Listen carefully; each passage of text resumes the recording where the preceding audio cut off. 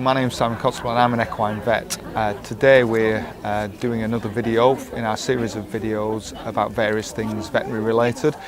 This one's entitled Vaccinations, and in particular it's to do with the vaccinations around the Horse of the Year show to make sure that everybody fulfills the requirements. We're here today at the Arab Horse Society National Championship show at Three Counties Showground in Malvern, and there's several classes for every aspect of horses really, from the in-hand to the ridden, including dressage, show jumping.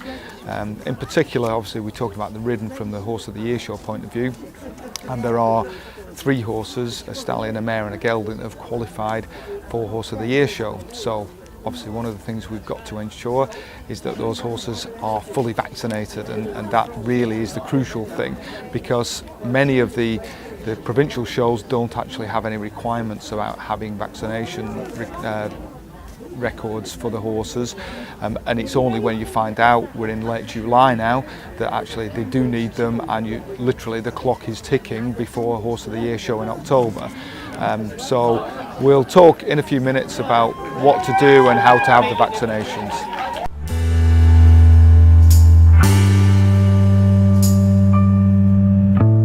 One of the fundamentals about owning horses is the presence of a passport, and that is a really important part of owning a horse. And the passport has got to be an official document produced by a passport issuing organisation, such as a breed society for example. And within that passport, if you open it up, it's got to have all the details correct. That's including the ownership details, but also the horse's identification sketch, that it's fully filled in with all the correct markings. So the first bit is check the passport, make sure the name's correct, make sure there is a name, and then we look at the markings. So this is to correlate with the horse that's in front of you, make sure that all the white markings. So first of all, we'll go and look at the head, make sure that the white markings correlate with the correct horse and the whorls are correct. Then we move back down to the body, make sure all these white markings are in the right place. All these sorts of things, make sure the legs are correct. And then we go around the other side and do the same on that other side. Make sure all the markings are correct. Good boy, off you go. Again, all the white markings, any whorls that may be present, again, very important part of it. And then another important part is the microchip. This is this area here, a sticker in this case. They normally on the left hand side, so we'll move back round to the left hand side on the neck. Use the microchip reader, which is read very correctly. And then we compare that number with the number that's on the microchip reader.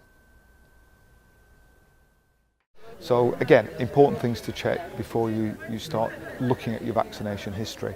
And I would strongly recommend that you do check that vaccination history, because it may be that several years ago you were maybe a day or 2 out with your vaccination booster, and that can then completely ruin the horse's vaccination status, and it's regarded by certainly by the Horse of the Year show vets as not fulfilling their requirements.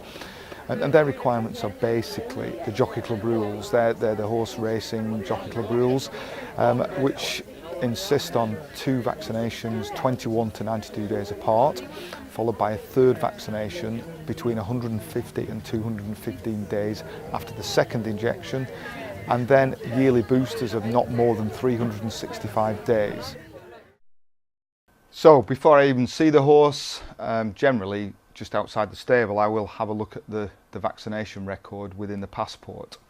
So it's important to go back over previous years, because as can be seen in this case, the 3rd vaccination was actually done less than the 150 days. It was actually done at 147 days. So therefore this horse had to be started again. Another important part is to make sure that if there are any amendments or any crossings out, that it used to be the case that an initial could be put by to the vet correcting it. Now the suggestion is that whole line is crossed out and then filled in again immediately below. Also, to make sure that the horse has had the correct vaccinations. Horses require influenza every year. That's got to be a yearly booster, as we said earlier, less than 365 days. But the tetanus part of it can be alternated. So tetanus is done 1 year, flu is done the year after. And then we can go on to actually vaccinating the horse. Okay, so the actual vaccination itself, we do it in potentially 3 places intramuscularly. One is in the neck, a second area is in the pectoral muscles in the front, but I preferably do it in the quarters, in the gluteals, in the back end. Normally just swab with a dry swab just to remove any surface debris or dirt. Put the needle in, connect needle and syringe, draw back, and then inject the vaccine. And it really is as simple as that. Good boy. Okay, so what should you expect when you arrive at Horse of the Year show? Well, you'll join a couple of queues of horse boxers, and then you'll be met by several officials, some of who will be veterinary surgeons, and you won't be allowed to take your horse off your horse box until those vets have been into the horse box and checked the horses are the correct ones. So they'll come up to your door, bang on the door, and hopefully you'll open it. So the vet will come into your horse box, go into your horse section, and then check with your passport, compare that with your markings, compare with your microchip to make sure that you've got the right horse. And that's before you can get your horse off the lorry. It's important to realise for the Horse of the Year show you need a minimum of 2 vaccinations, which, as we already said, are 21 to 92 days apart.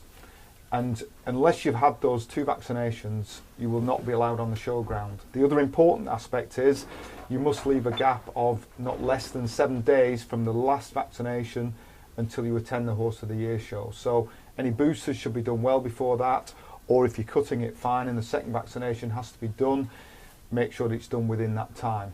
This roughly means that if you're not vaccinated or you have to start your vaccines again, for 2017 you would have to start approximately around the 5th of September. That's because in 2017 it's between the 4th and the 8th of October.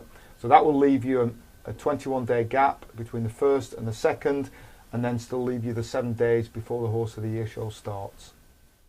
The only thing that doesn't apply, or these regulations don't apply to, are the international show jumpers, which is a very similar requirement, but that's the FEI rules. But going back to the vaccinations, we are of course talking about influenza. Basically, that's the influenza and tetanus in a lot of cases where the first 2 vaccinations are normally both influenza and tetanus, but then the influenza bit is the part that's most important. So here we are coming to the end of the show. It's been a fantastic number of days, competing, socialising, really enjoyed it ourselves, and I hope everybody else has as well.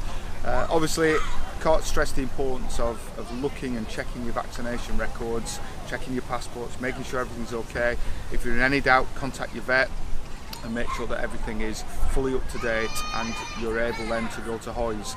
We're certainly looking forward to that. I'm sure there are some people who have yet to qualify, and good luck to you.